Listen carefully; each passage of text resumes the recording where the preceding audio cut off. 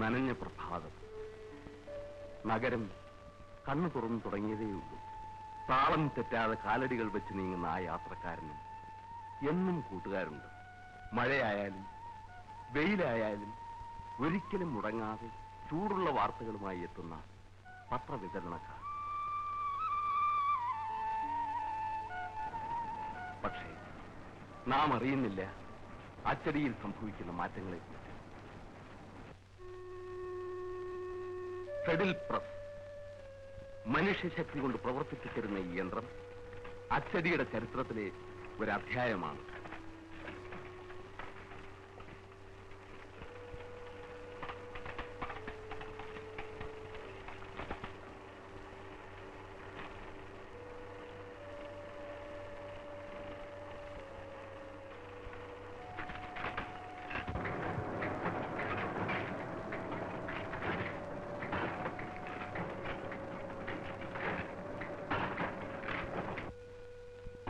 വൈദ്യുതിയുടെ ആഗമനത്തോടെ ഫെഡിലിന്റെ പ്രവർത്തനത്തിന് മനുഷ്യശക്തി വേണ്ടാതായി.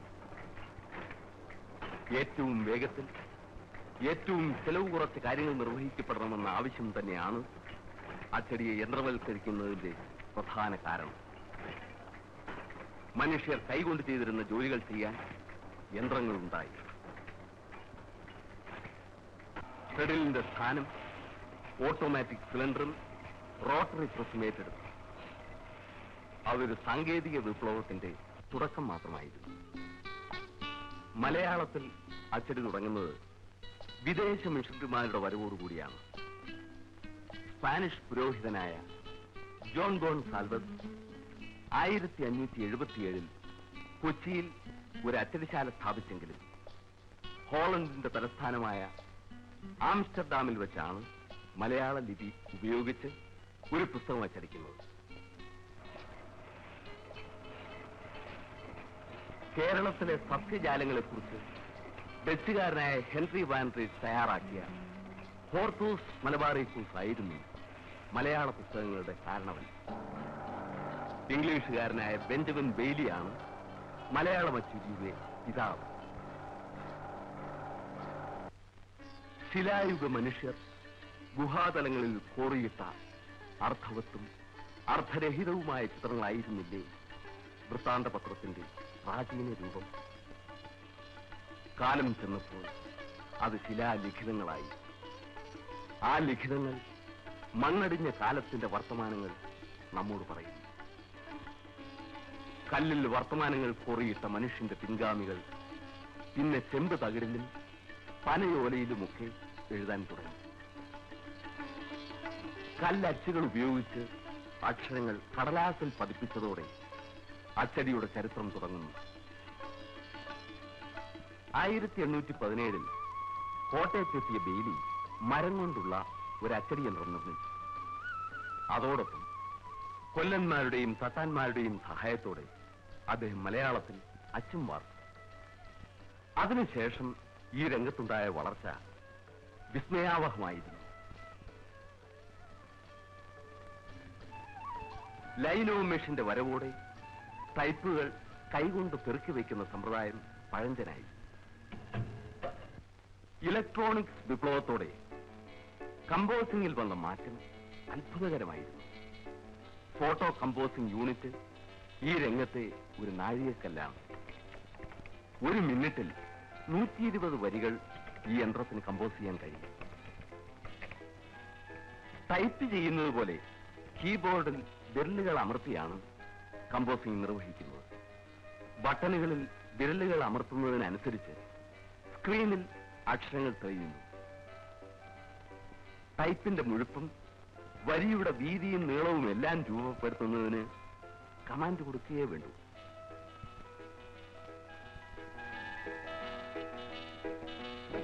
അച്ചടിക്കാൻ പാകത്തിലാക്കിയ മാസ്റ്റർ കൊള്ളുന്ന ഡിസ്ക് ഓട്ടോ സെറ്റിലേക്ക് മാറ്റി സ്ഥാപിക്കുന്നു. ഫോട്ടോഗ്രാഫ് പേപ്പറിൽ അത് പകർത്തുന്നു. അച്ചടിയിൽ വന്ന മാറ്റം പഴയ രീതിയെ പാടെ പുറന്തള്ളിയിരിക്കുകയാണ്.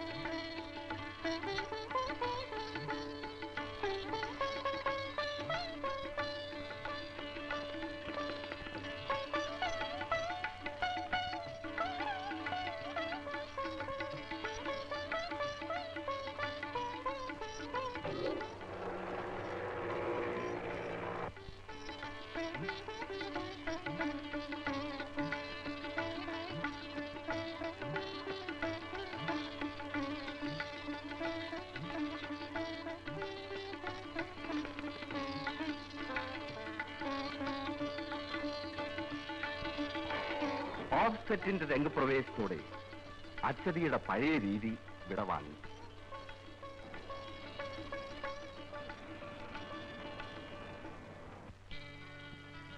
അച്ചുകൾ കമ്പോസ് ചെയ്ത് പേജ് ഉണ്ടാക്കുന്നതിന് പകരം ഫോട്ടോ കമ്പോസിംഗ് വന്നതോടെ ഫോട്ടോഗ്രാഫിക് പേപ്പറിൽ പതിച്ചെടുക്കുന്ന അക്ഷരങ്ങൾ വെട്ടിയൊട്ടിച്ച് പേജുകൾ നിർമ്മിക്കുന്നു.